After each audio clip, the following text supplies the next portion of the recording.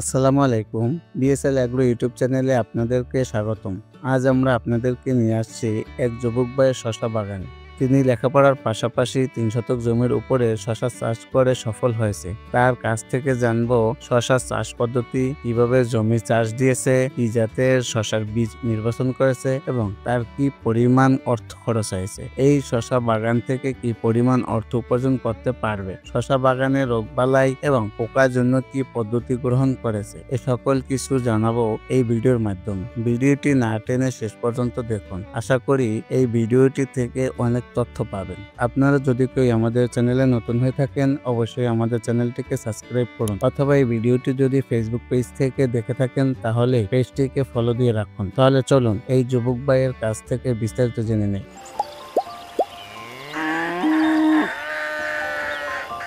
আসসালামু আলাইকুম। ওয়ালাইকুম আসসালাম। কেমন আছেন? আলহামদুলিল্লাহ।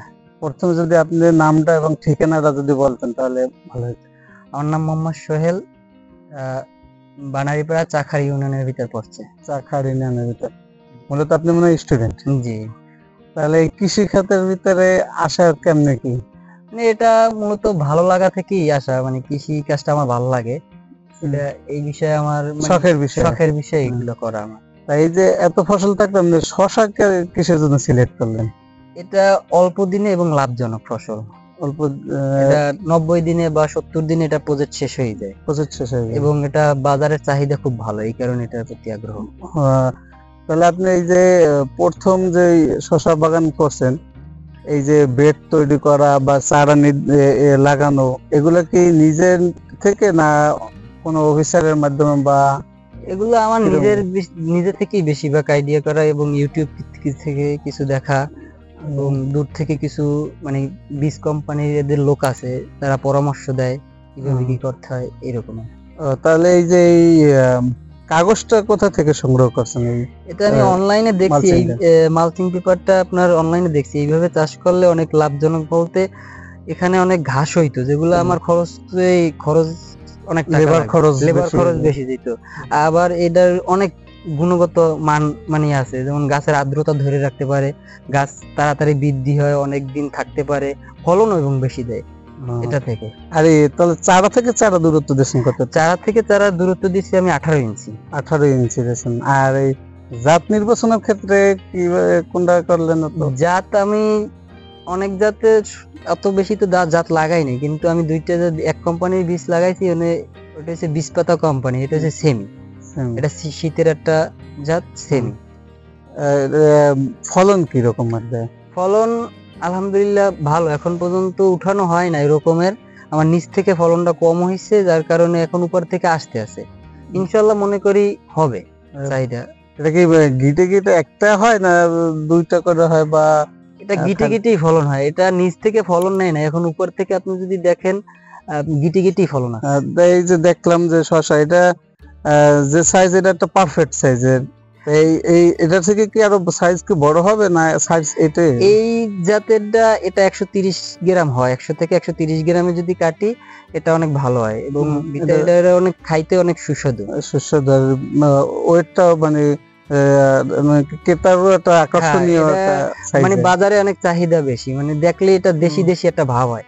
তাহলে এই যে পোকামাকড় আক্রমণ কেমন?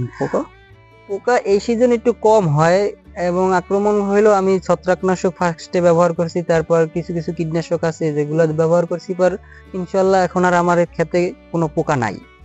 আর এমনি আপনি কি মানে আইপিএম পদ্ধতি, মানে যে ফেরোমন ফাঁদ বা লিকুইড পেপার লাগানো, এগুলো আমি লাগানোর গাছ জ্বালানোর 3 থেকে 4 দিন পরেই আমি ইয়েলো কার্ড ব্যবহার করছি। ওইটা আমার অনেক কাজে লাগে, কারণ ওইটায় পোকা পড়লে কি পোকা পড়ে নির্ধারণ করে ওইটা স্প্রে করলে অনেক সুবিধা আছে।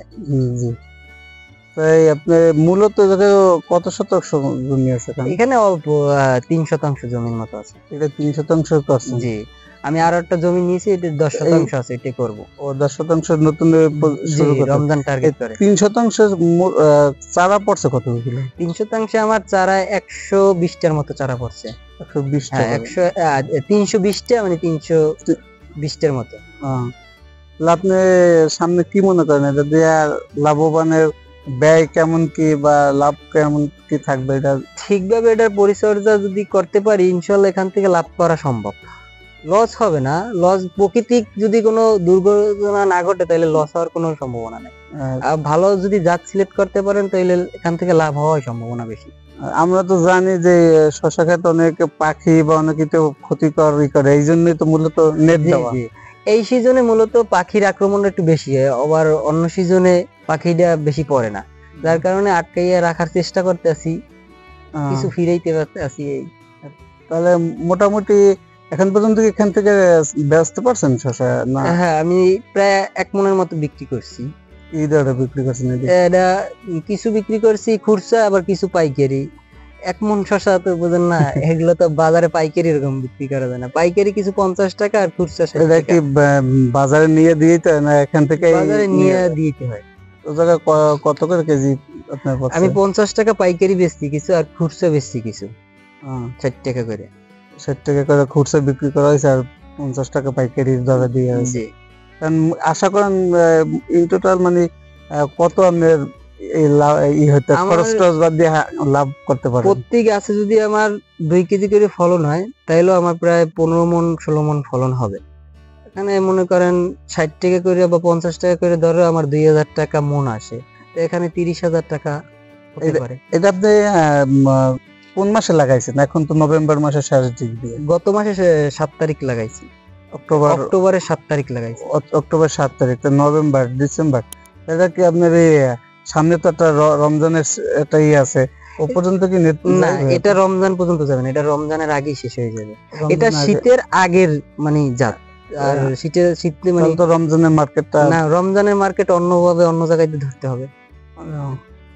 ঠিক আছে, ঠিক আছে ভাই, আপনার সাথে কথা বলে ভালো লাগলো। ধন্যবাদ।